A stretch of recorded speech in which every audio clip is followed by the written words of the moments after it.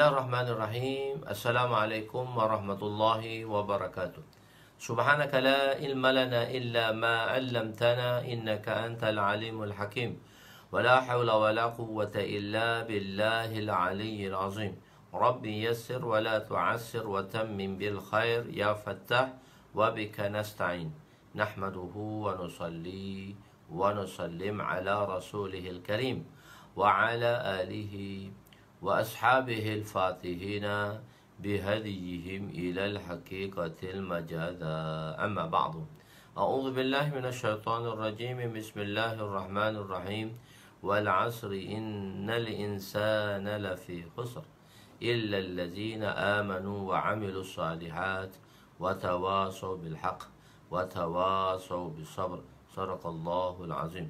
وقال النبي صلى الله عليه وسلم لا يؤمن أحدكم حتى يحب لأخيه ما يحب لنفسه. وقال النبي صلى الله عليه وسلم ثلاثة من أصل الإيمان الكف عمن قال لا إله إلا الله ولا تكفره بذنب ولا تخرجه من الإسلام بعمل الجهاد ماضي مذ الله إلى أن يقاتل آخر هذه الأمة الدجال ولا يبطله جور جائر ولا أدل آدل الإيمان بالأقدار أو كما قال عليهم الصلاة والسلام. Jadi Alhamdulillah kita sampai kepada hadis semalam, iaitu 3 perkara yang merupakan asas kepada keimanan, berada di muka surat 282, hadis yang ke-59 dalam kurungan hadis ke-11 daripada bab dosa-dosa besar. Bab dosa-dosa besar tadi. Iaitu kita telah sampai 3 perkara, dan iaitu pertama, hendaklah kita menahan diri kita daripada menyampaikan keburukan kepada orang-orang Islam tadilah, dan jangan mengkafirkan mereka dengan sebab dosa-dosa mereka, ataupun jangan kita mengeluarkan mereka daripada Islam dengan sebab perbuatan kufur, perbuatan syirik, perbuatan yang dilakukan oleh mereka, kesilapan yang telah dilakukan oleh mereka. So hari ini kita pergi kepada 2, jihad yang sentiasa berterusan. Okey. Sebelum ini kita menceritakan tentang ghazwah. Ghazwah itu satu peperangan. Ghazwah itu satu peperangan. Ghazwah itu satu nama umum lah. Ghazwah atau sariyah. Ghazwah ni yang mana iaitu baginda sendiri menyertai peperangan tersebut. Dan sariyah, baginda menghantar jemaah yang mana jemaah itu tidak bersama dengan baginda sallallahu alaihi wasallam. Okey. Dalam itu kita panggil ghazwah, penyertaan Nabi atau tanpa penyertaan Nabi. Dan satu lagi perkataan jihad. Okey. Kadang-kadang satu perkataan bila diucap, apakah perkara yang mula-mula mendatangi kita dan kita faham secara seimbas lalu. Dia panggil tabadur zihin. Tabadur zihin. Maksudnya bila kita ucap satu benda, apa yang berputar-putar atau benda yang berfikir di fikiran kita. Okey. Kita tengok apakah benda yang kita tengok seimbas lalu lah. Maksudnya bila cakap satu benda seimbas lalu, kita faham benda tu. Tapi kita perlu lihat secara mendalam. Sebab perkara yang seimbas lalu tadi, dia hanya memberi satu gambaran sahaja dan tidak tepat kepada makna yang sebenar. Tengok, bila kita sebut tentang jihad, apa yang terus melekat di kepala kita? Dia adalah satu peperangan. Bila kita sebut jihad, maka dia menggambarkan satu peperangan, iaitu dengan senjata, peperangan dengan senjata, Kalau zaman dahulu dengan pedang, alat-alat peperangan dan sebagainya. Kalau zaman sekarang kita sebut jihad tu, kita tak nampak lah. Kita akan nampak pistol, meriam, pedil dan sebagainya. Itu bila kita sebut tentang jihad. Benda yang mudah terlekat di fikiran kita apabila perkara itu disebut secara spontan. Dan kita akan memikirkan benda yang kita faham. Begitu. Okey. Bila kita sebut tentang perkataan jihad khususnya, maka kita akan nampak ia satu peperangan. Peperangan, bila dalam jihad ni dia satu peperangan. Peperangan itu maksud dia ialah qital. Maknanya saling berperang satu sama lain, yang kita memberi makna dia qital. Qatala yuqatilu qitalan, iaitu memberi makna qital. Jadi satu peperangan, satu bentuk pertempuran yang berlaku. Adanya pertempuran. Okey. Sekarang ini jihad telah kita mempelajari bahawa ada lafaz-lafaz, ada perkataan yang mana dia adalah satu perkataan yang mempunyai banyak makna. Kita panggil dia perkataan itu mushtarak. Dan satu perkataan, dan kadang-kadang dia mempunyai banyak perkataan. Dia panggil lafaz mutaradif, alfaz, iaitu lafaz-lafaz yang mutaradif, lafaz yang berbeza-beza tetapi maknanya wahid. Kita tu dia panggil alfaz mutaradif, makna wahid. Banyak perkataan tapi makna dia satu. Dan satu lagi ialah mushtarak ni, satu perkataan yang mempunyai banyak makna. Dan makna yang dimaksudkan daripada perkataan mushtarak ialah makna hakikat, iaitu makna pertama, bukannya makna majazi. Sebab kita ada dua makna, satu makna hakikat, satu makna majazi. Makna hakikat ialah makna asal, makna majazi ialah makna tumpangan yang telah dimasyhurkan di kalangan kita, iaitu seorang mereka-mereka yang menggunakan perkataan tersebut. Benda ni telah kita pelajari. Kalau makna qalbun, makna hati, kalau kita sebut hati, terjemah dia hati, sedangkan qalbun tu jantung. Jadi makna majazi dia hati, yang telah masyhur di kalangan masyarakat. Okey, kita tengok makna. Ada dua, makna hakikat, makna majaz.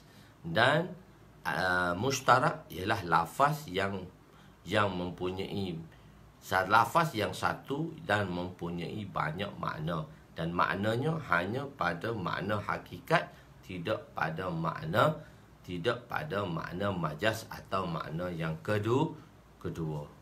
Begitu. Okey. Begitu juga dengan perkataan jihad. Begitu juga dengan perkataan jihad. Ia adalah lafaz mushtarak. Satu lafaz yang mempunyai sekurang-kurangnya dua makna, bukan satu makna. Bila kita sebut tentang jihad, kalau kita memberi makna qital, pertempuran, qital tu kita kata pertempuran lah, memberi makna pertempuran, tak boleh sebab dia mempunyai banyak makna. Okey. Maknanya bila kita sebut jihad, dia tidak hanya memberi pertempuran atau qital, tapi dia ada makna lagi. Okey, kita tengok asal perkataan jihad ni daripada perkataan apa. Tengok, lihat muka surat 283. Jihad datang daripada perkataan jahada, fi'il madhinya, yujahidu fi'il mudhari'nya, mujahadatan masdarnya, wajihadan masdarnya. Dua-dua ni masdar. Dua-dua ni kata dasar, kata asal. Mujahadah atau jihad sama je. Mujahadah, kita rasa mujahadah lain, jihad lain. Mujahadah tu berjihad tu lain. Sedangkan jihad dan mujahadah ni ialah kata dasar pada perkataan jahada yang mempunyai makna mushtarak. Okey. Jahada yujahidu mujahadatan wa jihada. Jihad ialah masdar bagi bab mufa'alah. Jihad dan mujahadah itu sama sajalah sebab dia masdar. Okey. Apabila disebut jihad, gambaran pertama orang ramai ialah perang, iaitu qital. Perang ni maksud dia qital. Pertempuran lah, pertempuran atau qital. Jihad ialah lafaz mushtarak terbahagi kepada dua makna, iaitu jihad kita bahagikan kepada dua. Jihad bid-da'wah, jihad bil-qital. Jihad bid-da'wah, iaitu jihad bid-da'wah ni kita satu ialah jihad ni memberi makna dakwah. Dan satu lagi jihad memberi makna qital, pertempuran. Okey, tengok. Bilakah berlakunya pertempuran dan qital? Bilakah berlakunya pertempuran dan qital? Iaitu bila berlaku ghazwah, bila berlaku peperangan. Dan dalam peperangan tu ada pertempuran. Peperangan, ghazwah tu kita panggil peperangan, syariah juga kita panggil peperangan. Bila berlaku pertempuran, kita panggil dia qital. Kita panggil dia qital. Jadi, bilakah adanya pertempuran? Iaitu di Madinah. Kehidupan Nabi ada dua kehidupan. Kehidupan Mekah dan kehidupan Madinah. Kehidupan Mekah, Nabi SAW selama 13 tahun. Dan kehidupan Madinah, Nabi selama 10 tahun. Semasa di Mekah, Nabi bersama dengan sahabat, iaitu selama 13 tahun. Dan peperangan yang pertama, ghazwah yang pertama, yang terdapatnya pertempuran qital, iaitu di Badar. Dan Badar, peristiwa itu berlaku di Madinah. Di Mekah tidak ada qital, yakni pertempuran. Tidak ada qital, iaitu pertempuran. Jihad yang memberi makna qital, iaitu pertempuran. Di Mekah tak ada pertempuran. Pertempuran berlaku di mana? Qital berlaku di mana? Iaitu berlaku di Madinah pada tahun kedua, iaitu pada peperangan Badar. Pada peperangan Badar. Okey, faham? Tengok. Ada ayat, dan bila satu-satu ayat turun di Mekah, kita panggil ayat tu ayat Makkiyah. Apabila ayat tu turun di Madinah, maka ayat tu kita panggil dia ayat Madaniyah. Dalam Quran ditulis setiap surah tadi ayat Makkiyah, ayat Madaniyah. Bermakna ayat tu, kalau ayat-ayat Madaniyah, ulama telah ittifaq bahawa ayat tu turun di Madinah. Dan ayat-ayat Makkiyah, ayat-ayat itu turun di Mekah. Okey. Di dalam ayat-ayat Makkiyah, ayat-ayat diturunnya di Mekah, ada perkataan jihad. Ada lafaz perkataan jihad. Sedangkan jihad di Mekah tidak ada lagi qital. Jihad qital tak ada. Sedangkan di Mekah tidak ada jihad qital. Jihad pertempuran tak ada lagi. Cuma ada satu jihad sahaja. Dan tetapi Allah Subhanahu Wa Taala telah mengatakan kehidupan Mekah itu kehidupan jihad. Sedangkan di Mekah tadi tidak ada lagi qital. Jadi bermakna jihad itu kita dah bahagi pada dua dah. Jihad qital, pertempuran, dan jihad berdakwah kepada tauhid. Jihad dakwah bit tauhid. Dakwah kepada tauhid. Mekah ni dakwah dia pada tauhid aja, mengajak manusia pada tauhid. Ya ayuhan nas qulu la ilaha illallah tuflihun. Hai sekalian manusia, ucaplah la ilaha illallah, maka dengan ucapan ini, dengan kamu masuk Islam ni, kamu menjadi orang yang berjaya. Jadi tengok ayatnya, fala tuti'il kafirin wajahidhum bihi jihadan kabira. Ni ayat Al-Furqan ayat 52. Ayat ni ayat Makkiyah. Satu lagi ayat Makkiyah yang biasa masyhur, yang dibaca oleh pendakwah-pendakwah, iaitu wallazina jahadu fina lanahdiyannahum subulana wa innallaha la ma'al muhsinin. Iaitu surah, ayat ini adalah surah Al-Ankabut ayat 69. Kedua-dua ayat ini ulama telah bersepakat, berittifaq mengatakan ayat ini adalah ayat Makkiyah. ayat-ayat yang diturunkan di Mekah. Dan di Mekah tidak ada lagi jihad qital. Jihad yang memberi makna qital, iaitu pertempuran. Jadi di Mekah tu ada jihad apa? Kenapakah kehidupan Mekah itu dikatakan kehidupan jihad? Oleh itu, janganlah engkau, wahai Muhammad, menurut kehendak orang-orang kafir, dan berjuanglah dengan hujah-hujah Al-Quran. Wajahidhum, tengok pengarang, dia tak terjemah berjihadlah kamu dengan mereka. Berjihadlah kamu, tengok kan. Ni setiap terjemahan yang saya ambil ialah terjemahan saya, pimpinan tafsir pimpinan Ar-Rahman, yang ditulis, yang disusun oleh Mufti Datuk Mufti Muhammad Nur Kelantan, ahli falak yang hebat. Telah saya ceritakan bahawa ni pendapat beliau dan macam mana tentang ayat-ayat tentang sihir yang telah kita baca sebelum ini. Okey, macam mana beliau terjemah? Berjuanglah. Dia jihad ni kata jahadah ni, wajahid, berjuanglah dengan hujah-hujah Al-Quran. Maknanya berjuang dengan berdakwah kepada Al-Quran. Dan dalam Al-Quran tu ada 3 madhamin, 3 perkara besar. Apa dia? Tauhid. Pertama sekali tauhid. Kedua, hukum ahkam. Ketiga ialah ibrah, risalah. 2 risalah. Dan ketiga ialah kisah ibrah. Jadi dalam Al-Quran ni 6,000 lebih ayat tentang tauhid. Maknanya berjihad dengan hujah Al-Quran, iaitu berjihad, berdakwah kepada tauhid. Ya ayuhan nas qulu la ilaha illallah tuflihu. Ya ayuhan nas qulu la ilaha illallah tuflihu. Hai sekalian manusia, ucaplah la ilaha illallah. Maka dengan ucapan ini, bila kamu beriman, kamu akan berjaya. Tengok dia terjemah kan, Mufti terjemah macam mana? Mufti Muhammad Nur, Mufti Datuk Muhammad Nur terjemah macam mana?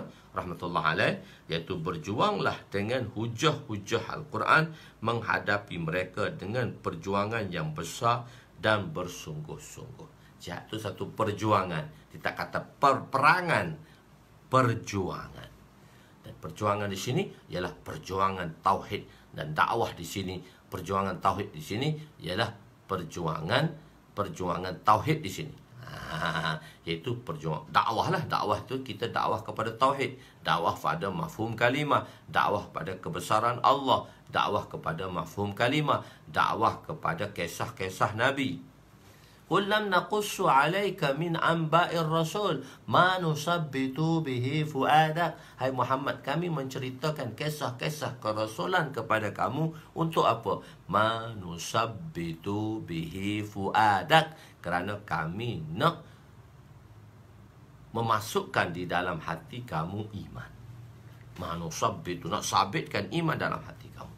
Jadi maka dia terjemah perjuangan, dia tak terjemah perperangan, iaitu qital. Okey. Ayat kedua, wallazina jahadu fina lanahdiyannahum subulana. Juga ayat makkiyah, bukan ayat madaniyah, dan dia tidak menunjukkan qital, jihad qital. Kita bagi dua lah, jihad qital, jihad dakwah, jihad bid dakwah, jihad bil qital. Dan orang-orang yang berusaha dengan bersungguh-sungguh kerana mematuhi kehendak agama kami. Wallazina jahadu, berusaha, bermujahadah, sesungguhnya kami akan memimpin mereka ke jalan yang menjadikan mereka bergembira secara beroleh keredaan. Dan sesungguhnya pertolongan dan bantuan Allah adalah berserta orang-orang yang berusaha membaiki amalan. Okey, cantik kan?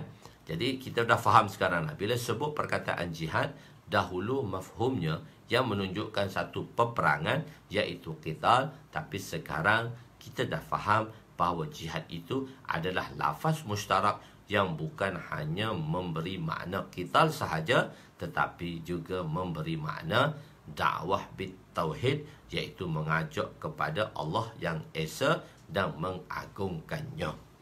Okey, di situ. Jadi dalam kedua-dua ayat, lafaz yang digunakan ialah lafaz jihad. Dalam dua-dua ayat tadi, Furqan dan Al-Ankabut tadi, lafaz jihad. Dan kedua-dua ayat ini ialah ayat Makkiyah, bukannya ayat Madaniyah. Di Mekah tidak ada lagi qital, iaitu jihad qital. Hanya wujud dakwah dengan dakwah iman, dakwah kepada iman. Sedangkan perang itu disyariatkan di Madinah pada tahun kedua Hijrah, iaitu oleh itu jihad memberi dua makna, iaitu jihad dua makna bagi lafaz mushtarak, iaitu jihad memberi makna dakwah dan jihad memberi makna qital. Okey. Jihad memberi makna dakwah dan jihad yang memberi makna qital. Okey. Tuan-tuan buka minda sekarang. Tuan-tuan buka minda sekarang. Sebab saya nak terangkan. Okey. Maknanya fresh. Masya Allah. Tarik nafas. So, faham dah lafaz mushtarak, apa perkataan jihad. Sekarang kita balik kepada qital. Jihad, qital. Saya bracket dia peperangan atau perang. Dalam peperangan, kita telah bagi tahu peperangan Nabi kan ada dua. Bila peperangan Nabi, bila Nabi berperang, bila pergi Nabi ghazwah, Nabi berperang lah. Ghazwah tu perperangan. Kadang-kadang ada pertempuran tanpa pertempuran. Ghazwah Tabuk nak pergi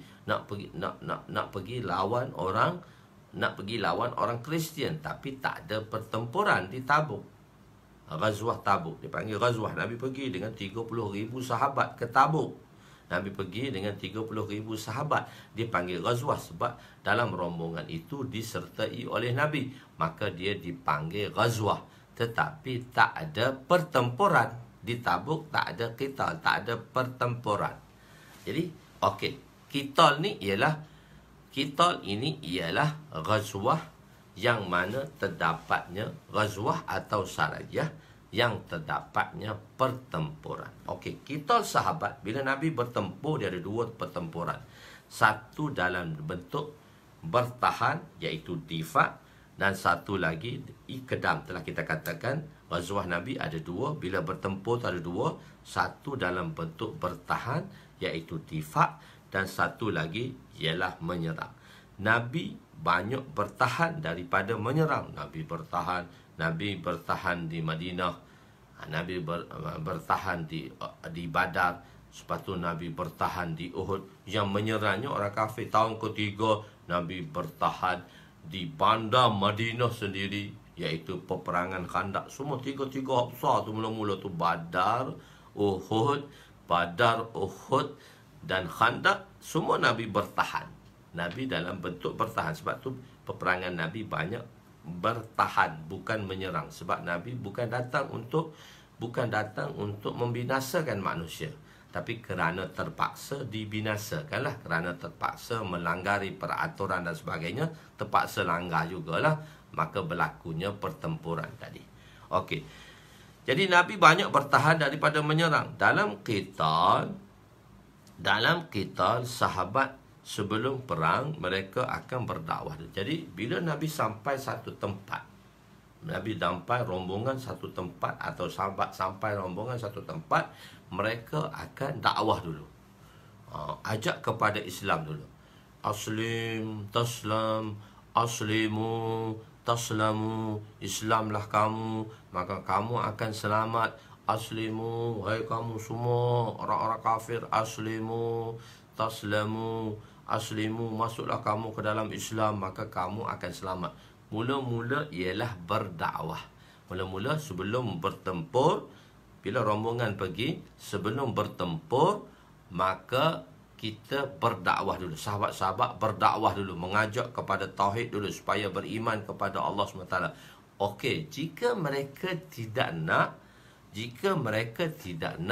maka jika mereka tak nak, mereka ni, apa dia?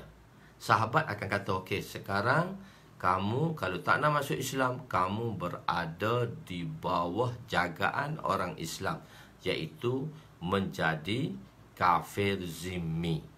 Maknanya dia dijaga.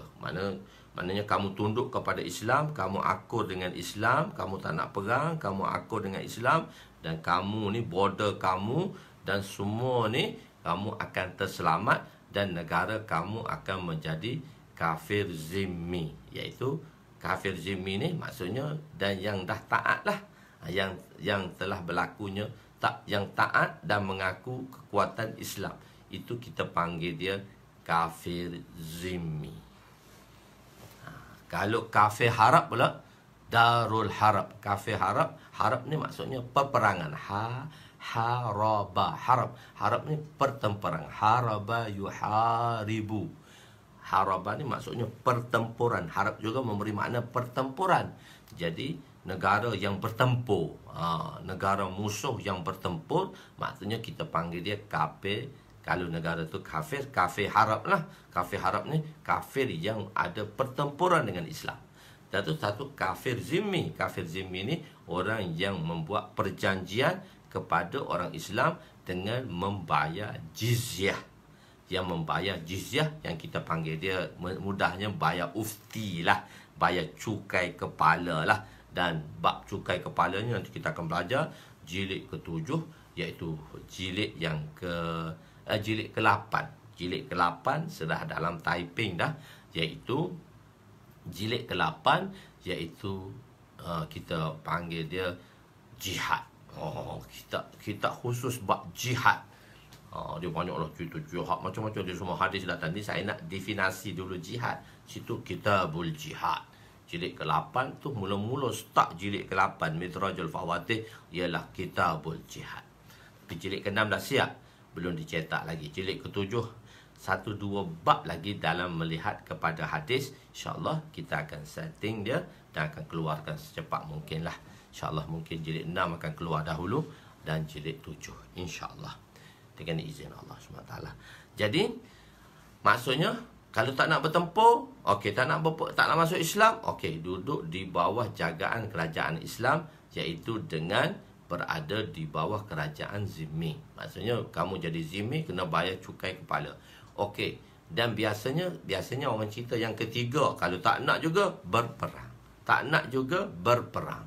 Sebenarnya dia ada lagi satu di tengah tu, yang selalu cara orang cakap muahadah, membuat perjanjian damai. Maknanya dia tak bayar cukai kepala, dia berdamai dengan orang Islam. Dia membuat perjanjian damai. Perjanjian damai ini kita panggil dia muahadah, perjanjian. Jadi perjanjian muahadah, membuat perjanjian. Jadi okey, bila orang Islam sampai, dia biasanya kita kata tiga keadaan ni. Masuk Islam, tak nak masuk Islam, bayar jizyah. Tak nak bayar jizyah, perang. Itu tiga yang biasa yang diceritakan oleh da'i-da'i dan pendakwah-pendakwah lah. Sebenarnya dia ada satu lagi yang ketiga tu, sebelum berperang, iaitu muahadah, membuat perjanjian. Membuat perjanjian maknanya kita tak ada pertempuran, saya bagi jalan pada kamu untuk kamu pergi seterusnya. Jadi orang Islam tu sempat tu dia kata, okey gini, jika okey, kalau kamu tak masuk Islam lagi, tak ada ijazah, kamu buat perjanjian. Maknanya kita buat perjanjian lah. Ada perjanjian, ada muahadah, tanda tangan ni perjanjian. Maka tak ada berlaku peperangan, tak payah bayar jizyah. Tapi oleh kerana tak ada juga, barulah langgar. Langgar itulah namanya qital, perperangan. Okey, yang keempat kita kena qital.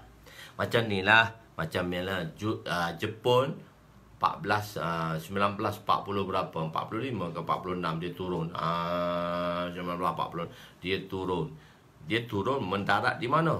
Thailand. Dia nak masuk melalui Kota Baru, KB, dia mendarat di Thailand.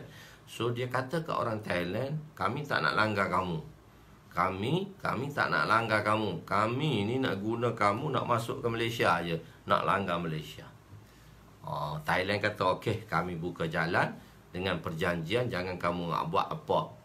Buat apa pada negara kami. So negara Thailand tu ialah muahadah lah. Dia muahadah dengan Jepun. Jepun tak kacau dia. Jepun nak Malaysia. Masa itulah dia panggil muahadah. Okey, jadi dia ada 4 lah. Dia ada tempat 3, ada tempat 4. Ada tempat dakwah, jizyah dan qital. Ada tempat yang mana Nabi pergi dakwah dulu, kalau tak nak dakwah iaitu jizyah, dan kalau tak nak jizyah, muahadah, kalau tak nak muahamadah barulah perang. Jadi orang Islam ni macam satu bomba lah, bomba kan. Bomba tu bila dia datang dia akan bunyi siren, tahu tak? Dia bunyi siren. Dia bunyi siren. Jadi bila siren tadi, maka maksudnya dia kata beri jalan. Tapi kalau orang tadi bila bunyi siren bomba, dia melintas di hadapan lah. Dia melintas di hadapan. Sekiranya dia dilanggar oleh kereta tadi, maka mati dia, mati hadar, mati katak, mati free. Tak boleh nak dakwa. Sebab apa? Dah bunyi siren pun kamu lalu pun. Kenapa? Begitulah bila orang Islam lalu untuk berdakwah dan tak nak berdakwah dan tak nak jizyah, tak nak muahadah, kena tempur lah. Tempur tu macam mana bomba tempur tadi lah. Kalau mati macam mati katak, tak ada nilai. Tapi sebab apa? Jiwa satu orang tu bernilai. Jiwa ni satu benda yang bernilai. Sebab tu kalau pembunuhan dia panggil kita syibah amad, kita ghair amad, pembunuhan tak sengaja, dia bunuh juga, maka dia kena bayar atas jiwa tadi 100 ekor unta.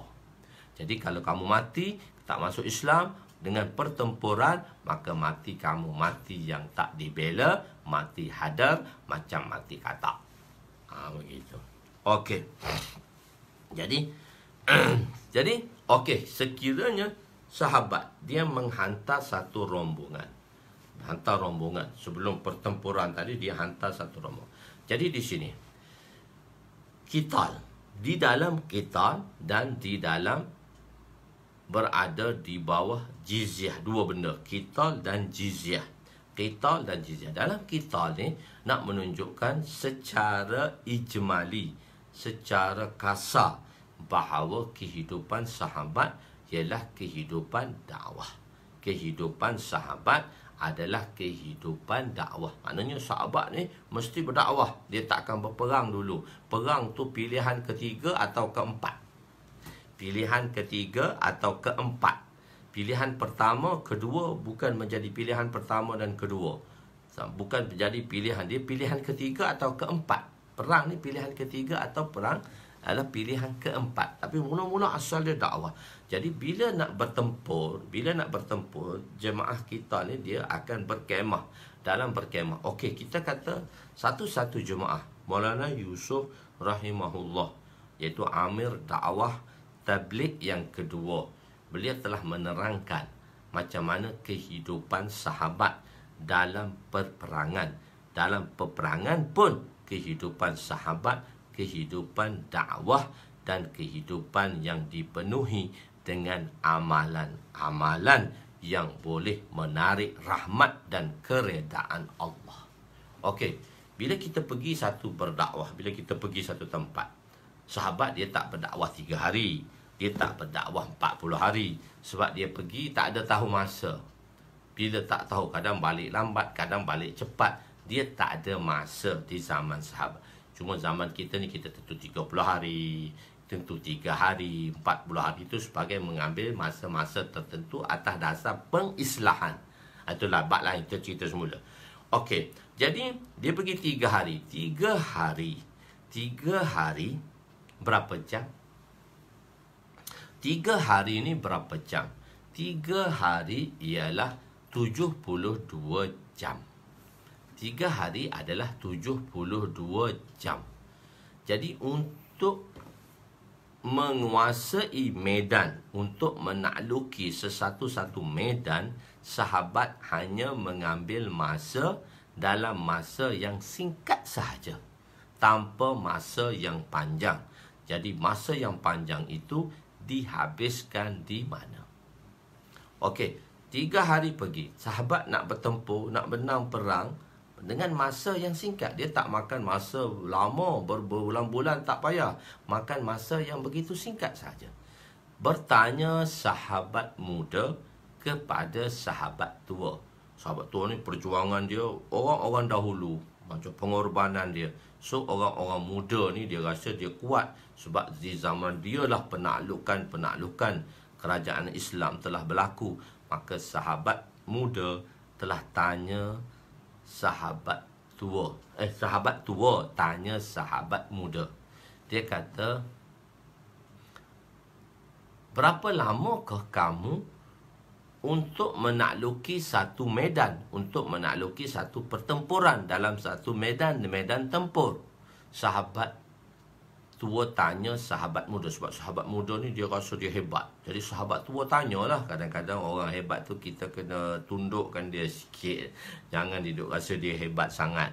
Sebenarnya dia tak hebat pun. Tapi ada tempat boleh kita buat begitu, tapi tak semua tempat boleh lah. Jadi sahabat tua tanya, berapa lama kau nak benam perang? Dia kata, kami bila nak benam perang ni macam kami perah 7 ekor susu kambing je. Perah 7 ekor susu kambing. Dalam masa tu bila berlakunya pertempuran, maka terus benam. Bila pertempuran kan, bila berlakunya pertempuran, mesti 7 ekor susu kambing je. Sahabat tua kata, inna lillahi wa inna ilaihi raji'un. Kenapa? Takwa kamu telah berkurangan. Semasa kami bermula-mula bersama dengan Nabi, kami hanya mengambil masa memerah 3 ekor susu kambing sahaja. 3 ekor susu kambing sahaja kamu perah. Ya, 3 ekor. Kamu dah 7, tu dah beza dah. Yang sahabat tua ambil masa 3 ekor, yang sahabat muda ambil masa 7 ekor. Jadi Maulana Yusuf rahimahullah, ketua Amir dakwah ni, dia kata 3 hingga 7 ekor perah susu kambing. Masanya lebih kurang 1 jam sahaja. 1 jam sahaja masa nak bertempur, dan dalam pertempuran itu nak menguasai medan. Bila sahabat dia bertempur dengan Abu Ubaidah bin Jarrah. Dialah amir-amir pertempuran di zaman Sayyidina Umar radhiyallahu anhu. Dia nak bertempur. Bila nak bertempur, nak lawan musuh, maka bila berhadapan dengan musuh, Abu Ubaidah, bila berhadapan muqabil satu sama lain, musuh telah panah orang Islam. Jadi orang Islam tak panah lagi, tak mula panah lagi. Maka orang tanya Sayyidina Abu Ubaidah radhiyallahu anhu, ya Amir, dia kata, bila kita nak mula peperangan? Dia kata, aku belum nampak lagi nusrah Allah daripada langit. Maka kita tak boleh memulakan pertempuran lagi. Kalau kita memulakan pertempuran tanpa ada nusrah, maka pertempuran itu tak akan dibantu. Maka dalam satu riwayat kata, aku diilhamkan oleh Allah Ta'ala, malaikat akan turun dalam pertempuran ini selepas waktu zawal, iaitu selepas waktu tengah hari. Sebab Nabi menyerang selepas waktu sembahyang. Nabi menyerang selepas subuh, Nabi menyerang selepas zuhur, Nabi menyerang sahabat-sahabat dan Nabi ini, dia menyerang waktu subuh, dan dia menyerang waktu zuhur, dan menyerang waktu asar. Dan kita dah beritahu, doa yang paling makbul ialah doa selepas sembahyang. Sebab tu Nabi menyerang selepas subuh, selepas zuhur, selepas asar. Sebab doa tu, doa asma'u indallah. Dah kita jelaskan dulu manakah tempat yang mana kita nak berdoa. Tempat kita paling Allah terima, iaitu tengah malam, dan kullu duburi as-salawatil maktubah, iaitu doa selepas setiap solat fardu. Jadi selepas solat subuh nak bertempur, berdoa dulu, sembahyang berdoa. Selepas solat zuhur, selepas solat asar, maghrib isyak tak bertempur sebab waktu malam tak nampak. Okey. Jadi bila nak bertempur, dia kata tunggu. Bila dia nampak nusrah Allah, okey, Amir Ubaidah kata, Allahu Akbar. Sahabat berada di dalam barisan. Allahu Akbar kedua, sudah siap dengan senjata. Allahu Akbar ketiga, terus ke medan pertempuran. Hanya dengan masa yang sedikit sahaja, medan telah dikuasai oleh sahabat. Jadi ambil masa lebih kurang about 1 jam sahaja. 3 hingga 7 ekor ni ialah lebih kurang 1 jam sahaja. Dan kadang-kadang satu jemaah dihantar berkemungkinan lah sahabat pergi 3 hari lah, sebab orang dakwah kata 3 hari. So 3 hari sahabat tak ada 3 hari, tak ada 3 bulan, tak ada 4 bulan, seluruh hidup dia. Jadi pergi 3 hari. 3 hari ni 72 jam. 72 jam ni mengambil masa hanya 1 jam sahaja untuk memenangi medan dan menakluki pertempuran tadi. Di manakah masa dihabiskan dalam 71 jam? 71 jam ni, di manakah masa itu dihabiskan oleh sahabat? Dan tak ada siapa yang korek rahsia 71 jam tadi. Di dalam kitab-kitab yang besar, kitab-kitab sirah Ibnu Hisham, Tarikh Ibnu Wakhdi, sirah ni kitab-kitab yang besar, kitab-kitab yang panjang, berpuluh-puluh jilid. Jadi orang tak nak baca dah. Zaman-zaman sekarang, zaman talkhis, zaman ringkas, nak baca mudah. Jadi bila buat cerita perperangan, bila buat cerita pertempuran, Muawiyah the legend. Kita baca cerita buku-buku kecil-kecil lah. Muawiyah the legend.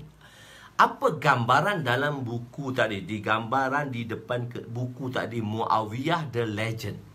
Dia akan lukis satu orang lelaki yang menaiki kuda, terhunus di tangannya pedang, dan bertitik di hujung pedangnya tadi darah, di belakangnya wanita, beberapa orang, dan dipenuhi dengan anak-anak yang kecil.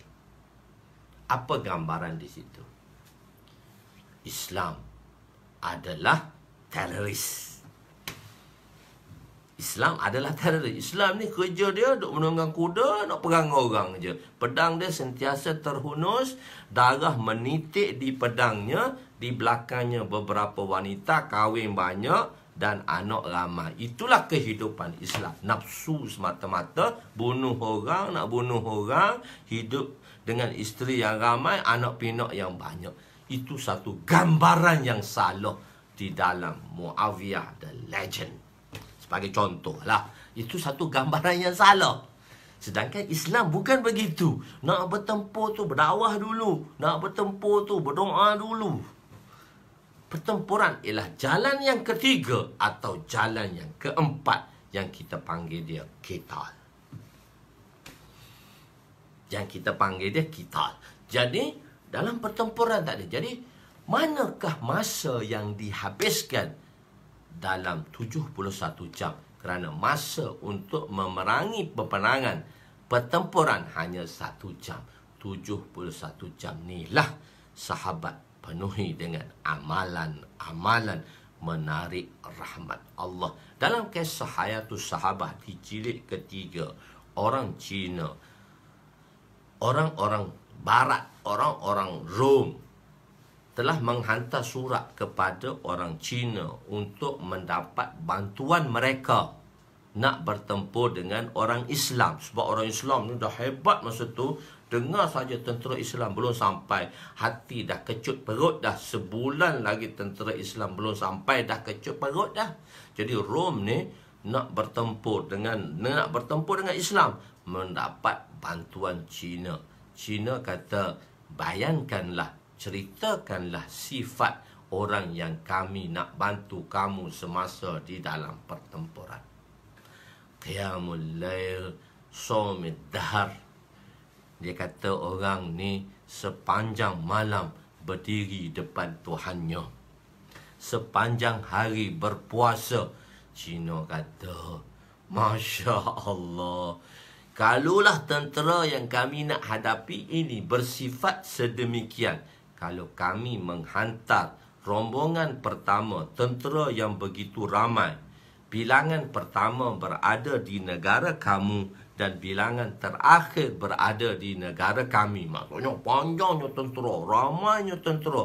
Bilangan pertama berada di tempat kamu dan bilangan terakhir di tempat kami. Sebegitu ramai sekalipun, kami tak akan menang dengan mereka, sebab kami bukan lawan mereka. kerana kami terpaksa melawan Tuhan mereka. Dan jika kami melawan Tuhan mereka, sampai bila kami tak menang.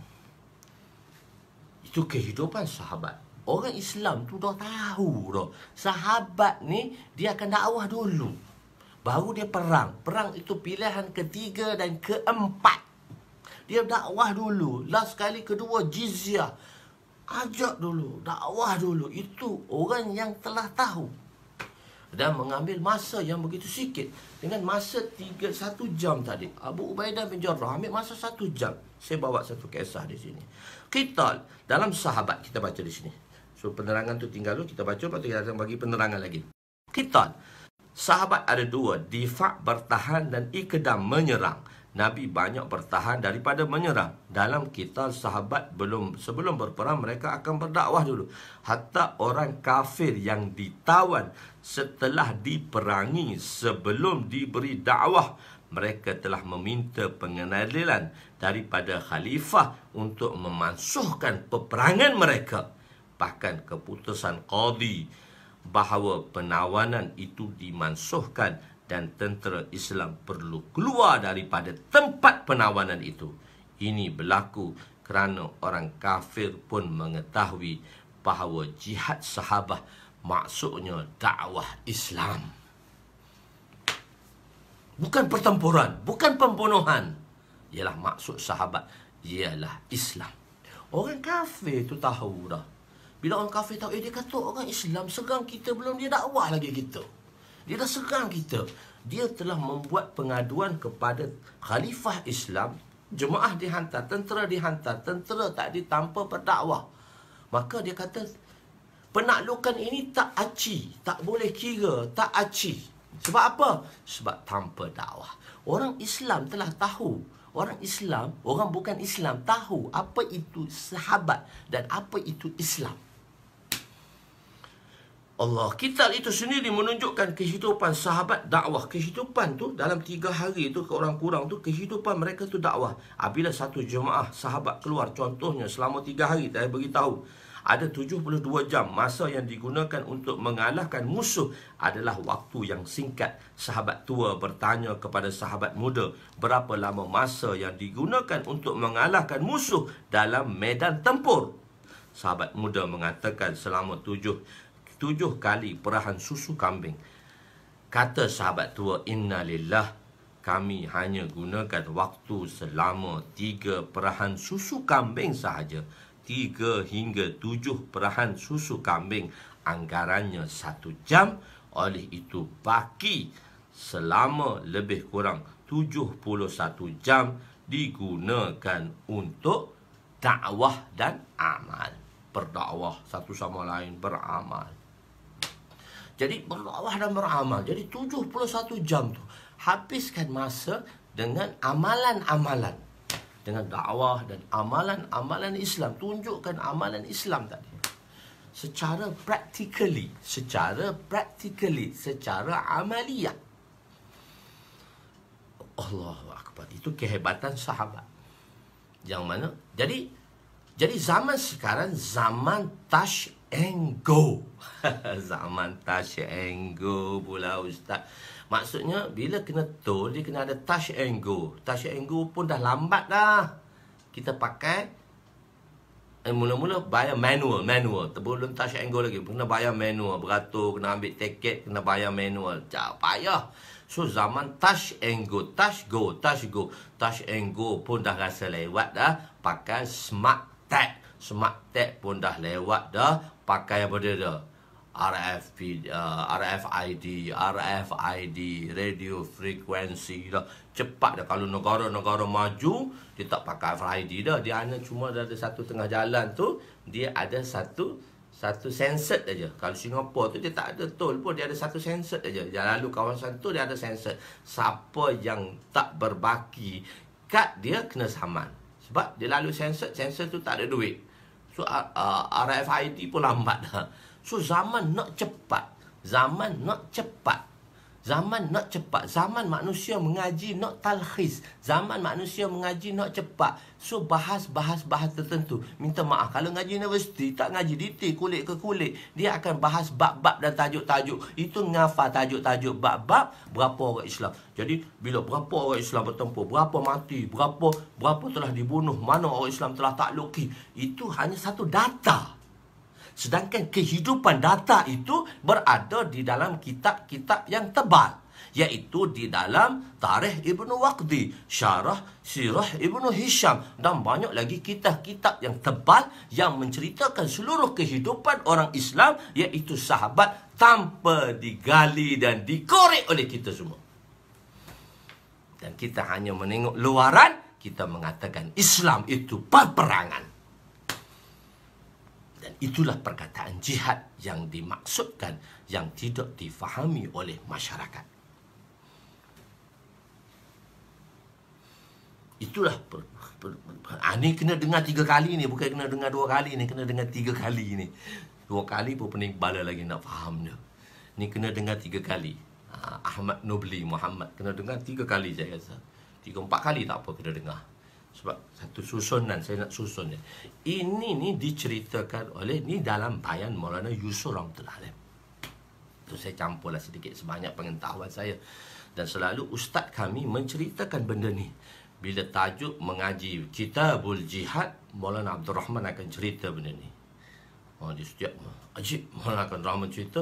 Dan kita dengar berkali-kali. Saya dengar ni dah 20 kali lah. Saya cakap tak tahu berapa puluh kali lah. Saya dengar masa belajar tu berpuluh-puluh kali. So, bantaran kisah ini. Tak apa. Ya. Jadi kehidupan sahabat ni, walaupun dalam pertempuran, kehidupannya dakwah dan beramal. Amal tak tinggal. Amal terus. Sebab tu saya bawa dalam peperangan Qadsiyah. Satu peperangan. Qadsiyah ni satu peperangan yang begitu besar tempurnya. Orang Islam dengan orang-orang Farsi. Satu peperangan yang besar. Orang-orang Farsi, peperangan Qadsiyah.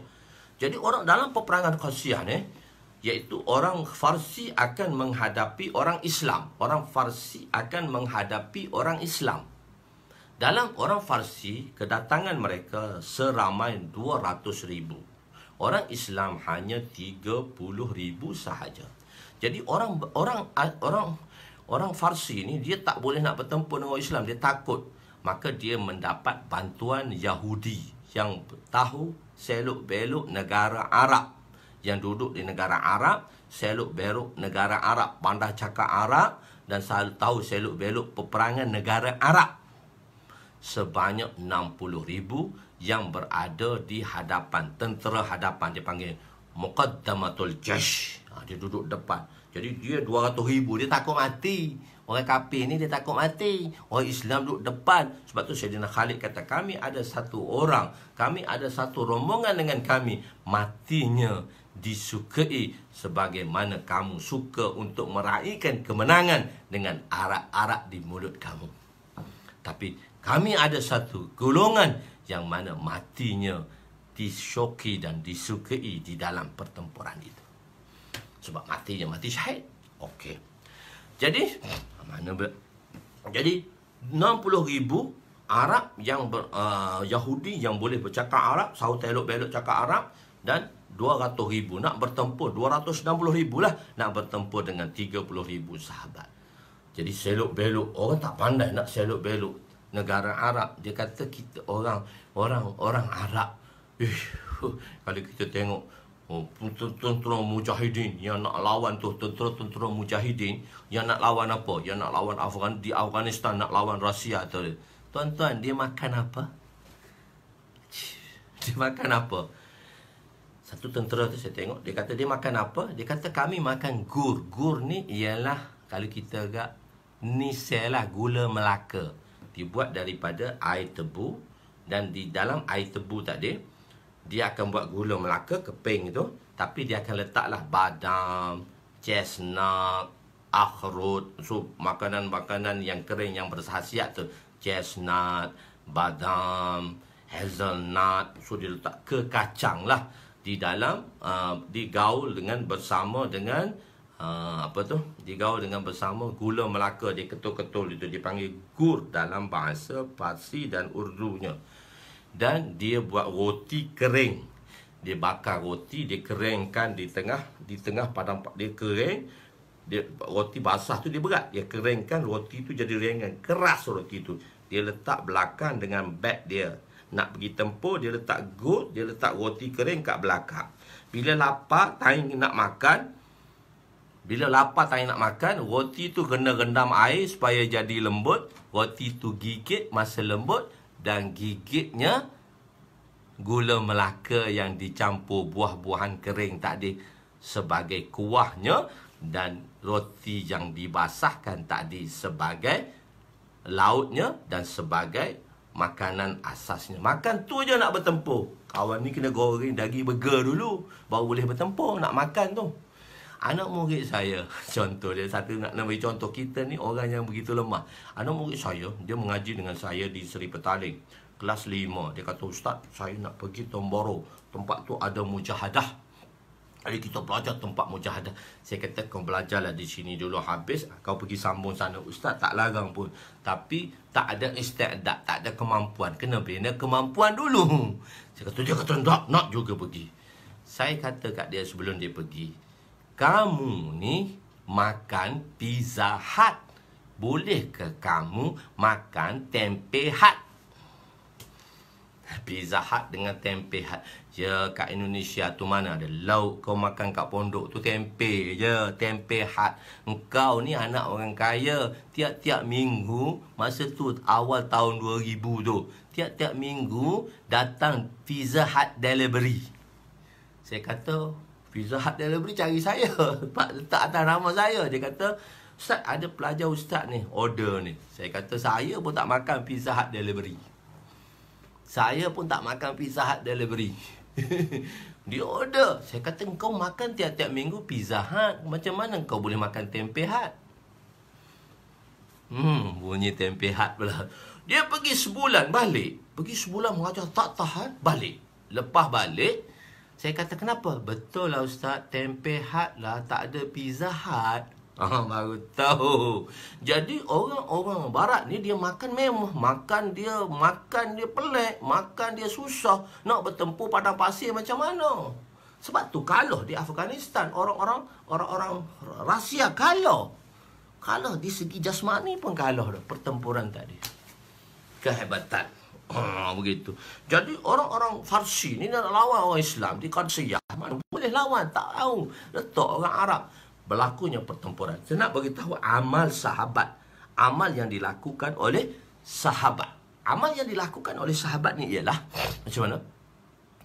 Masa tu ketua amir dia yang bertempur tadi di Qadisiyah adalah Abu Ubaidah bin Jarrah.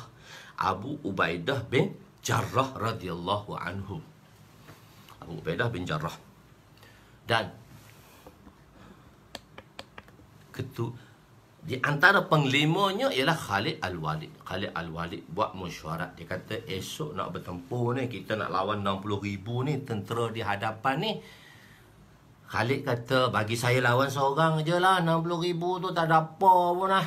Astagfirullah. Seorang lawan 60,000. Seorang lawan 60,000. Abu Ubaidah bin Jarrah kata, saya nak Abu Ubaidah bin Jarrah kata, mana boleh seorang lawan 60,000. Kalau begitu Amir Sa'd bagi 6 orang. Bagi 5 orang, termasuk saya 6 orang. So, saya nak lawan 6 orang, lawan 60,000. Satu lawan 10,000. Abu Ubaidah bin Jarrah kata, mana boleh lawan macam tu. Ni bahasa kita lah. Okey, Khalid kata gini aja, Amir Sa'd, bagi 60 orang je. 60 ni nak lawan dengan 60,000. Satu lawan 1,000. Jadi, bila diberi 60 orang, maka apa Sayyidina Khalid kata? Apa Sayyidina Khalid kata? Sayyidina Khalid kata, 60 orang ni, bila esok nak bertempur, 60 orang ni malam ni tak boleh tidur, tak boleh turun daripada sejadah. Kena berdiri sepanjang malam. Sebab kena berdiri sepanjang malam. Nabi nak menghadapi Badar pun 8 jam Nabi doa. Nabi kan, kita dah cerita bab Badar tu 17 Ramadan dulu. Kita cerita macam mana kisah Badar. Nabi pun doa 8 jam. Doa 8 jam. Nabi doa 8 jam. Ya Hayyum Ya Qayyum malam tu. So Khalid kata, Sayyidina Khalid kata, boleh 60 orang ni yang nak ikut aku. Nak ikut aku.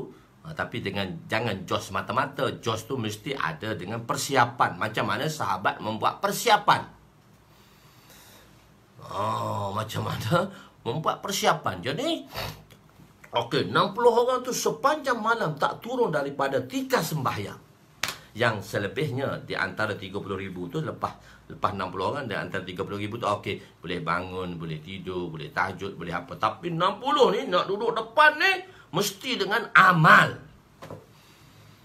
Allahu Akbar. Macam mana Allah memberi pertolongan, iaitu dakwah dan amal. Dakwah dan amal. Dalam peperangan Qadisiyah, kafir berjumlah 200,000 dan orang Islam hanya 30,000. Orang kafir telah menyediakan orang Yahudi, Arab yang boleh berbahasa Arab selama 60,000 orang sebagai muqaddamatul jaish yang berada tentera di hadapan. Sayyidina Khalid meminta beliau seorang untuk bertempur dengan tentera kafir, tetapi tidak dibenarkan oleh Sayyidina Umar. Atas layanan Sayyidina Umar lah Abu Ubaidah bin Jarrah tadi tu. Akhirnya sebab Sayyidina Umar hantar Abu Ubaidah bin Jarrah. Akhirnya 60 orang dipilih untuk bersama Sayyidina Khalid. Siapa yang hendak turun dalam medan pertempuran esok, malamnya sibuk dengan beribadat dan memohon doa kepada Allah. Apa 71 jam tu? So nak korek 71 jam tu. Bukan hanya korek 1 jam saja, bukan ambil data saja. Orang tabligh pun ambil data sekarang. Amalan pun tak ada. Jadi kita nak bawa kepada amalan, bukan hanya data. Data diperlukan, penting, amat penting. Tapi amalan teramat penting. Sama ada infradi maupun ijtimai. Oleh itu, perkataan jihad tidak lagi memberi makna kita, iaitu pertempuran sahaja, bahkan ia memberi makna dakwah dan pertempuran. Maulana Ilyas telah ditanya hadis-hadis fadilat untuk berperang digunakan dalam dakwah. So Maulana Ilyas yang memulakan dakwah, dia kata, kenapa tuan? Ulama-ulama telah membuat satu persoalan. Ulama kata, kenapa tuan guru telah mengambil hadis-hadis peperangan untuk sabitkan sewaktu bermujahadah, keluar jalan Allah bermujahadah ni sabitkan dalam hadis-hadis peperangan, sedangkan hadis-hadis itu disabdakan oleh Rasulullah semasa pertempuran, bukan hanya berdakwah saja semasa pertempuran. Tapi kenapa ambil sabitkan dakwah itu dengan hadis peperangan? Sebab tu kita kata satu-satu kaitan tadi dia ada ilah tashbih. Kita dah belajar tashbih. Boleh? Tuan-tuan baru belajar tashbih 2 hari lepas kan? Musyabbah bihi, musyabbah, huruf tashbih, dan wajah tashbih. Jadi tuan-tuan yang mengikuti saya, saya akan memperkenalkan pada tuan-tuan peringkat demi peringkat perkara yang mungkin baru didengar oleh tuan-tuan, tapi perkara ni amat penting untuk kesinambungan seterusnya di dalam hadis. Sebab tu siapa habis jilid 1 ni dengan saya dengan detail, insya-Allah jilid-jilid seterusnya dia akan mudah di dalam memahami kehendak pengarang. Bagus. Jadi tengok fadilat. Jadi fadilat untuk berperang digunakan dalam fadilat berdakwah. Hadis la ghadwatun aw rahatun fi sabilillah ialah berkenaan dengan kita semasa pertempuran, bukan semasa berdakwah sahaja. Kenapa hadis ini disabitkan untuk keluar dakwah, keluar jari pagi petang jalan Allah, keluar dakwah lebih baik pada dunia, sedangkan hadis ini hadis kita, hadis semasa pertempuran? Jawab Maulana, kita lihat daripada 2 sudut. Dan dia nak tashbih. Dalam sudut usul fiqh, ada satu hukum dia panggil hasan li ghairihi. Ada satu hukum dia panggil hasan li zatihi. Apa maksud hasan li zatihi? Perintah tadi baik dan untuk maksud yang baik. Perintah tadi dia satu perintah yang baik, maksud dia adalah baik. Dia panggil hasan li zatihi. Satu lagi hasan li ghairihi. Hasan li ghairihi tengok pada perintah tadi, tengok pada perintah tadi, tengok pada perkara tu dia tak baik, dia qabih, dia buruk. Dia tak baik, dia qabih, dia buruk. Tetapi maksud dia baik. Maka oleh kerana maksud dia baik, maka dia menjadi terbaik. Okey, tengok. Dakwah. Dakwah ni, apa maksud dakwah? Ud'ullah hawid'ur rahman. Dakwah ni apa dia? Ud'ullah hawid'ur rahman. Mengajak manusia kepada Allah dan mengajak manusia kepada Rahman, iaitu mengajak manusia kepada sifat-sifat Allah. Dakwah ni kita ajak manusia kepada Allah, mengajak kepada zat Allah, mengesakan Allah, membesarkan Allah, dan ud'ullah hawid'ur rahman, dan mengajak manusia kepada sifat-sifat Rahman. Salah satu daripada sifat Allah yang 99 nama tu sifatul Rahman, mengajak manusia kepada sifat-sifat Allah. Salah satunya sifatul Rahman. Itu hak baik. Jadi maksud dakwah ni apa dia? Meninggikan kalimah Allah. Maksud dakwah ni apa dia? Untuk li'a'la'i kalimatillah. Li'a'la'i kalimatillah. Li'a'la'i kalimatillah. Li'a'la bukan a'la tu jamak, i'la tu masdar. Li'a'la'i kalimatillah, kerana meninggikan kalimah Allah. Jadi dia dah baik dah mengajak pada Allah dan nak meninggikan kalimah Allah, maka dia menjadi hasan li zatihi. Qital, perang, pembunuhan. Nampak pergi pancung orang, pergi petakir orang, pergi tikan orang, mati orang. Itu satu benda buruk lah, qabih lah. Tapi dibenarkan kerana maksudnya tadi. Maksud dia sama dengan maksud dakwah. Li'a'la'i kalimatillah. Dakwah maksudnya, dakwah mengajak kepada Allah, maksudnya li'a'la'i kalimatillah, dia hasan li zatihi. Qital ni dia hasan li ghairihi, dia dibenarkan atas satu maksud, iaitu li'a'la'i kalimatillah, atas dasar untuk meninggikan kalimah Allah.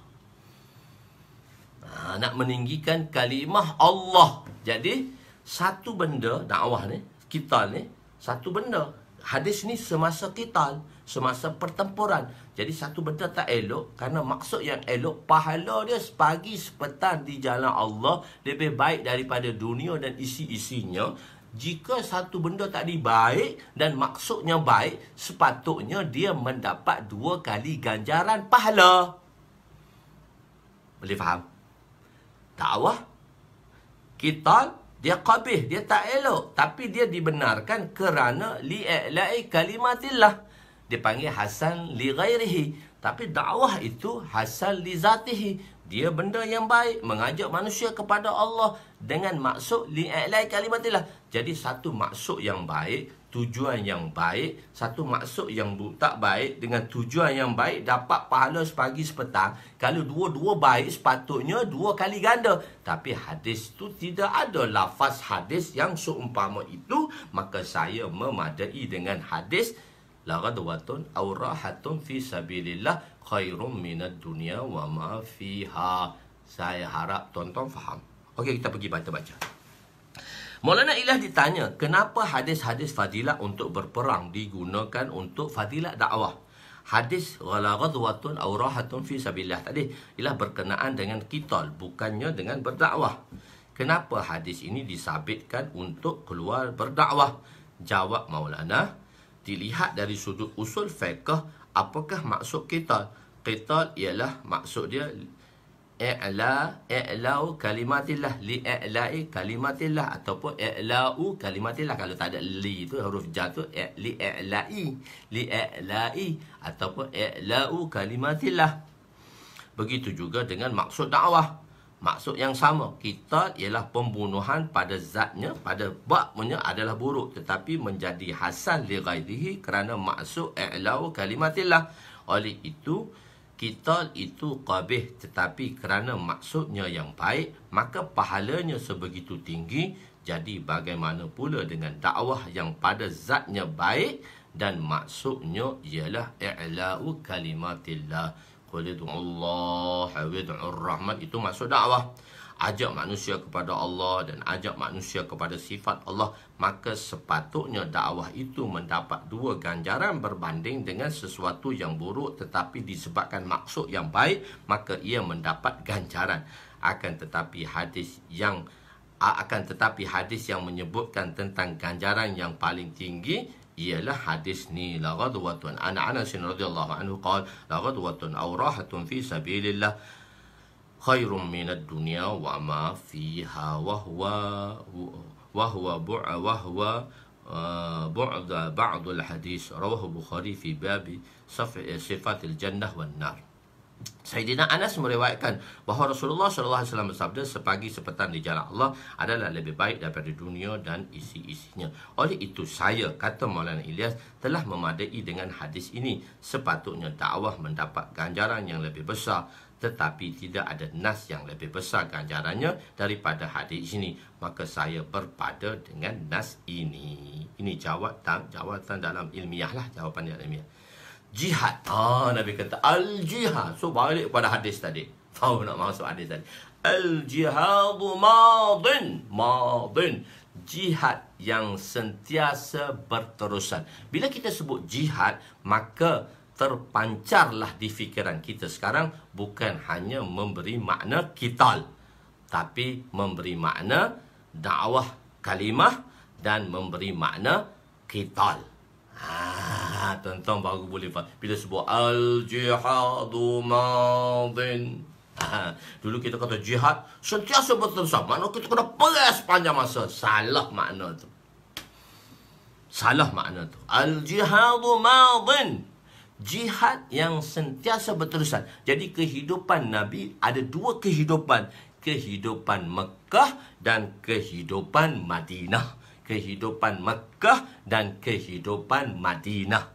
Kehidupan Mekah selama 13 tahun hanya ada dakwah tauhid dan kalimah, dan kehidupan Madinah dua-dua sekali, iaitu kehidupan dakwah dan kalimah dan kehidupan qital. Jadi manakah yang mendominasinya? Qital sahaja atau dakwah? Tengok. Jihad sentiasa berterusan. Allahu Akbar. Jadi yang mendominasi kehidupan Nabi, maknanya di Mekah Nabi berdakwah semata-mata dakwah tauhid dan kalimah, dan di Madinah dakwah tauhid dan kalimah tetap ada. Di samping itu perjuangan dan pertempuran. Jadi pertempuran dalam masa 23 tahun hanya sedikit dibandingkan dengan masa dakwah kalimah dan dakwah kepada kalimah dan tauhid. Jadi dakwah tauhid ini lebih banyak masanya dibandingkan dengan qital. Jihad tauhid ni lebih banyak sebab jihad tauhid di Madinah semua jihad tauhid. Di Madinah, di Mekah semua jihad tauhid. Di Madinah jihad tauhid dan jihad qital. Okey. Jihad itu sentiasa berterusan. Jihad ini sentiasa berterusan. Maknanya tak boleh berhenti ya. Dia kata jihad tak ada dah, dakwah tak ada dah sekarang, habis dah. Mana dakwah boleh berhenti? Maksudnya jihad tu dakwah lah. Makna dakwah boleh berhenti, kita pun tak boleh berhenti, jihad dakwah pun tak boleh berhenti. Orang kata dakwah tak ada dah, habis dah dakwah sekarang, bukan zaman dakwah dah. Dia kata orang dah tahu Islam dah. Tak, Nabi kata jihadu madhi, dakwah dan jihad itu maksudnya dakwah bitauhid dan qital itu sentiasa berterusan. Tak akan habis. Bila habis? Sentiasa berterusan dalam kehidupan Makkiyah dan kehidupan Madaniyah. Kehidupan Makkiyah dakwah dan kehidupan Madaniyah ialah kehidupan dakwah bitauhid dan qital. Dakwah lebih mendominasi daripada qital di dalam kehidupan Nabi. Semenjak baginda diutuskan, jihad akan berterusan sehingga umat ijabah an yuqatila hazihil ummah. Hazihil ummah ni ialah ummah ijabah, orang Islam lah. Orang Islam nanti akan berperang dengan Dajjal. Maknanya semenjak Nabi di atas sampai perang dengan Dajjal, dakwah tak habis, qital tak habis. Dakwah tak habis, bukan kita saja, bukan maksud kita saja. Kita tak habis-habis, perang tak habis-habis, tempur tak habis-habis. Tak, bermaksud Bermaksud apa dia? Qital tadi. Baru bermaksud qital dan dakwah. Sentiasa berterusan. Semenjak Nabi diutuskan, sentiasa berterusan. Dia tak boleh berhenti. Tak ada benda yang boleh berhentikan dalam berdakwah kita. Bertempur tu kita tengok juga masalah dia. Kena bertempur ke tak bertempur ke. Nak bertempur tu pun ada syarat juga tadi. Berdakwah dulu, lepas tu jizyah dulu, muahadah dulu, pilihan ketiga dan keempat baru bertempur. Panjang cerita dia. Saya dah cerita ni dekat sejam setengah dah. Sejam lebih dah saya cerita. Sejam 20 minit dah. Dengan qital sahaja. Jadi tuan-tuan kena tengok 2-3 kali baru boleh faham. Baru faham tu faham dah. Nak lekat tu. Nak lekat tu benda tu. Saya pun dengar 20 kali dan saya cakap apa yang beratus-ratus kali dah. Itu pun saya tertinggal lagi. Itu pun tak amal lagi. Tak tahu lah. Saya lah tak amal. Tuan-tuan insyaAllah boleh amal. Jadi kezalim. Jadi kenapa? Wala yubtiluhu jawru jairin wala adlu adilin. Dakwah ni tak boleh dihentikan. Tak boleh mana-mana kuasa yang membatalkannya. Tidak ada satu benda yang boleh membatalkannya. Sebab dia walaupun kezaliman daripada raja yang zalim dan keinsafan daripada raja yang insaf. Dua-dua tadi. Kalau raja insaf, semua orang dah insaf, semua orang dah baik, masa tu pun dakwah tak boleh tinggal lagi. Apatah lagi kalau raja yang zalim, masa tu tak boleh tinggal. Kalau raja yang zalim, yang insaf pun tak boleh tinggal juga lagi.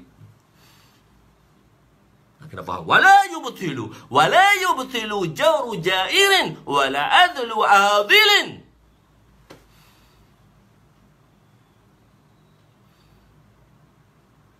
Allahu Akbar. Kezaliman seorang yang zalim tidak boleh membatalkan jihad. So jihad dah faham dah. Dakwah dan qital. Tak boleh membatalkan jihad tadi. Semua saya guna perkataan jihad sebab tuan-tuan dah faham dah sekarang makna jihad tadi. Jadi kezaliman seorang yang zalim tidak membatalkan jihad.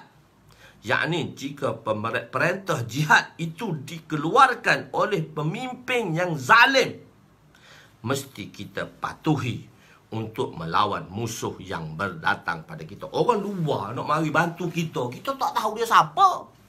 Kita minta bantuan orang luar, tak tahu Mak Saleh mana, tak tahu orang putih mana, tak tahu siapa nak mari bantu kita. Misal contohnya di negara kita, tak tahu, kita tak tahu. Dan kita tahu orang yang memerintah kita, dia taklah baik sangat. Maka jika dia mengeluarkan perintah untuk melawan orang luar, maka kita harus taat. Kita harus taat. Kita tak boleh sekongkol dengan orang luar sebab kita tak tahu hati budi orang luar. Kita tahu hati budi kita. Kita tahu orang kita jahat-jahat pun kita tahu orang kita. Tak baik pun kita tahu mangsa kita, bangsa kita. Tak suka berperang, tak suka bergaduh. Kalau berperang pun perang mulut je, tak pernah bertempur sampai mati-mati. Kita tak tahu orang luar. Kalau kita dapat bantuan luar, kita tak tahu orang luar hati buruk dia macam mana. Sebab tak ada siapa tahu. Wa ma tukhfis sudur, hanya Allah Taala saja. Jadi sebab itu ulama buat clear di situ. Salah satunya lah. Jadi janganlah gitu. Salah satu ulama kata, apabila dikeluarkan oleh pemerintah zalim, kita kata pemerintah zalim keluar macam tu, mesti kita patuhi. Kita kena patuh. Pasal nak lawan orang luar kita tak tahu. Untuk selamatkan, defend negara kita daripada musuh. Apatah lagi jika dikeluarkan oleh pemerintah yang adil. Pemerintah anal adil ala ra'si wal ain. Kejunjung, perintah dijunjung tuanku. Patut menjunjung perintah tuanku.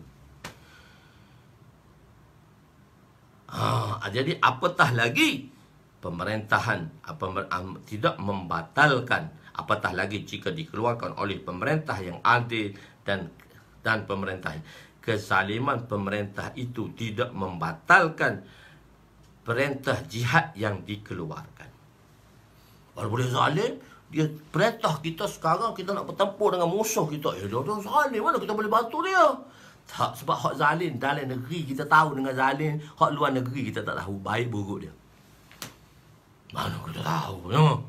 Baik buruk dia. Mereka mana kita tahu?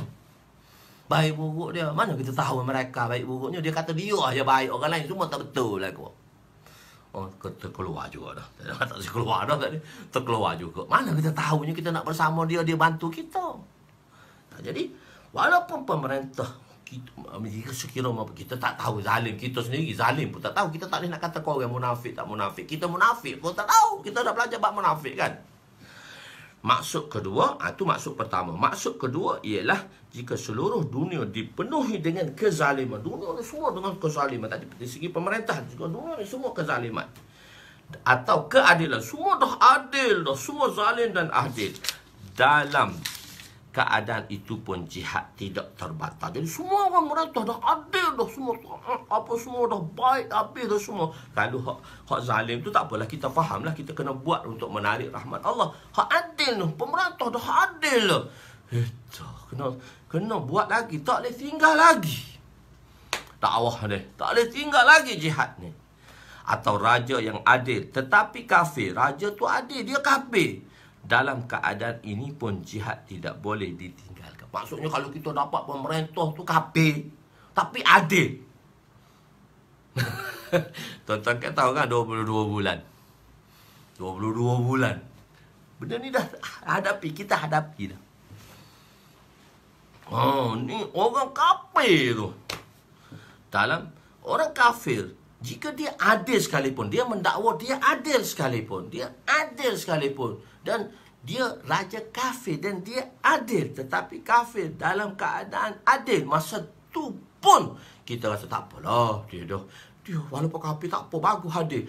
Masa tu pun kita tak boleh tinggal dakwah, kita tak boleh tinggal jihad. Perjuangan mesti diteruskan. Al-jihadu madin, al-jihadu madin, musba'asani Allah an yuqatila akhiru hasihil ummati dajjal. Maksud ketiga, jika raja-raja zalim atau raja kafir yang adil, keadaan ini pun tidak membebaskan tanggungjawab jihad ke atas rakyat. Ketiga, beriman dengan takdir akan diterangkan di dalam babut takdir. Babu takdir. Babu takdir. Masya Allah. Jadi saya tidak menyembelahi mana-mana pihak. Saya tak termasuk yang hidup dan yang mati. Cuma saya nak terangkan hadis ini sahaja. Jadi tuan-tuan jangan sabitkan saya pula kan. Saya cuma nak terangkan hadis-hadis ini sahaja. Saya tak termasuk yang hidup dan yang mati. Jadi tuan-tuan jangan bagi contoh lah pula nanti usah-usah gini. Tak. Saya nak terangkan hakikatnya itu. Al-jihadu madin. Madi itu perbuatan yang telah lepas. Tapi dia madi ini sesuatu benda yang telah lepas. Kalau al-madi telah lepas. Kalau madin berterusan. Dia terjemah berterusan. InsyaAllah kita terus istiqamah, beri azam dan istiqamah kita, istikhlas kita dan ikhlas kita. Itulah sesuatu amalan yang teramat susah. Bitaufikillah, dengan taufik dan hidayat daripada Allah sahajalah kita dapat meneruskannya. Dengan istiqamah, dengan istikhlas dan dengan istikhlas dan dengan ikhlas. InsyaAllah semoga Allah SWT memberi taufik kepada saya dan tuan-tuan untuk kita beramalkan. Jadi agak panjang, 1 jam lebih kurang 1 jam setengah buat jihad saja hari ini. So makna ni mungkin dia akan faham tapi nak cerita tak, tuan-tuan kena dengar tuan-tuan dengar berkali-kali, tuan-tuan kena dengar berkali-kali. Saya dengar pun berkali-kali. Pau boleh nak cerita kat orang, so nak amal tak tahu lagi. Satu hadis lagi. Nak satu hadis lagi sebab saya satu hadis lagi. Satu hadis tadi sebelum okey, kita ngaji satu hadis pendek je lah. Bismillahirrahmanirrahim. Iman akan terkeluar sewaktu melakunya zina. Hadis tu lebih kurang sama dengan hadis fadail yang dalam fasal pertama, cuma dia ada sedikit perbezaan sedikit di sini. Bismillahirrahmanirrahim. Belum kita masuk fasal ketiga, iaitu fasal yang mana tidak ada di dalam masabih, hanya dikeluarkan oleh pengarang kedua sahaja. Wa an Abi Hurairah radhiyallahu anhu qala Rasul sallallahu alaihi wasallam idza zana al-'abdu kharaja minhu li-iman fa kana fawqa ra'sihi kazullati fa idza kharaja min zalika al-'amali raja'a ilaihi al-iman, rawahu Tirmizi wa Abu Daud. Sayyidina Abu Hurairah radhiyallahu anhu meriwayatkan bahawa Rasulullah sallallahu alaihi wasallam telah bersabda, apabila seorang hamba berzina maka imannya telah terkeluar daripadanya, iman itu akan berada di atas kepalanya seperti naungan, seperti bayangan. Apabila dia keluar daripada melakukan perbuatan tadi, maka imannya akan kembali. Penerangan alif lam pada perkataan itu dipanggil alif lam jinsiyah. Iza zanal abdu al-abdu. Kita kata alif lam tu alif lam jinsiyah. Bila alif lam jinsiyah, dia tidak memberi makna makrifah, dia tidak memberi makna khusus. Mana-mana seorang hamba, bukan seorang hamba, tapi mana-mana seorang hamba. Telah kita katakan alif lam tu kan ada 4 kan, alif lam istighraqi, alif lam ahdu zahni, alif lam ahdu khariji, alif lam jinsi. 3 alif lam tu, alif lam istighraqi, alif lam ahdu zahni, ahdu khariji, itu panggil alif lam ma'rifah, iaitu alif lam ma'rifah. Dan satu lagi alif lam jinsi, itu kita panggil dia alif lam nakira, yang memberi makna umum, walaupun seorang tak tentu siapa lagi hamba tadi. Okey. Sebagaimana dalam Al-Quran saya telah jelaskan dulu, wa aqafu an ya'kulahu az-zi'bu wa antum anhu ghafilun, berkatanya Sayyidina Yaqub alaihissalam kepada anak-anaknya, aku takut, dia kata aku takut bahawa ya'kulahu az-zi'bu. Az-zi'bu tadi, perkataan az-zi'bu tu alif lam jinsi, mana-manalah seekor serigala akan memakan Yusuf nanti masa kamu sedang leka bermain. Ataupun ya ayyuhallazina amanu idza qumtum ila shalah faghsilu wujuhakum. Sesiapa yang telah berdiri menunaikan solat, maka hendaklah dia membasuh muka. Sesiapa idza qumtum ila shalah faghsilu, di sini telah berdiri dengan makna adanya iradah untuk menunaikan solat. Di sini sesiapa yang berdiri menunaikan solat. Di sini nak beritahu siapa berdiri menunaikan solat. Berkata berdiri menunaikan solat, tapi suruh ambil wuduk pula. Ya allazina idza qumtum ila solat faghsilu wujuhakum. Apabila berdiri nak melakukan solat, solat tak buat lagi, dah berdiri, maka berdiri kuntum. Dia sebenarnya perkataan iza tadi dia tidak boleh mengandung makna yang lepas, dia akan memberi makna mustaqbil. Dia salah satunya kalau kita belajar dalam segi nahwu lah. Iza tu memberi makna mustaqbal, walaupun dia masuk pada fi'il madhi, dia tetap memberi makna mustaqbal. Bila kamu berdiri untuk melakukan solat, berdiri untuk melakukan solat, dia tak kata berdiri untuk bersolat. Melakukan solat, maka hendaklah kamu membasuh muka dan sebagainya, kamu berwuduk. Jadi begitulah maknanya manzana, iaitu ada keinginan untuk berzina. Satu orang ada iradah, sebab tu kita panggil dawa'uati, iradah untuk buat zina. Terjemahan kedua, maknanya terjemahan pertama, bila satu orang ingin tu dah sudah lah. Kalau niat dia sampai ke azam, berdosa lah. Begitu. Kalau dia sampai kepada, kita balik pada niat pula. Kalau dia sampai kepada azam, berdosa lah. Bila berkeinginan yang mana dia sampai kepada azam, maka dia telah ditulis dosanya. Cuma dia panggil dosa, dia panggil zina majazi lah, bukan zina hakiki lagi. Begitu. Jadi terjemahan kedua ialah dia telah melakukan zina dan telah selesai daripada zina, maka keluarlah imannya, ataupun dia telah buat dah perkara ini, iaitu bermula daripada niat untuk melakukan zina, imannya telah keluar. Iman tu keluar tak jauh, cuma terkeluar berada di atas kepalanya dalam bentuk satu naungan, tapi dia masih belum lagi terkeluar daripada Islam. So iman dia dah terangkat, tak keluar lagi daripada Islam. Apabila dia selesai daripada perbuatan zina, barulah iman itu masuk kembali. Masa dia buat zina tu tak ada iman masa tu. Iman dia alamat iman lah. Selepas selesai daripada perbuatan zina, dia juga memberi makna apabila dia telah bertaubat, taubat, iman dia masuk balik. Dan makna yang lebih tepat, inilah makna lebih tepat, keluar daripada dosa, keluar daripada zina, maksudnya bertaubat. Atau kamalul iman dia telah terkeluar, ataupun dia tidak ada haya, dia tak ada malu pun semasa dia buat benda tadi, sebagaimana yang telah lepas lah. Ataupun terkeluar iman itu sebagai wa'id syadidah. Maknanya kalau kamu buat macam ni, macam seolah keluar iman dah. Jika dilakukan maka iman akan terkeluar.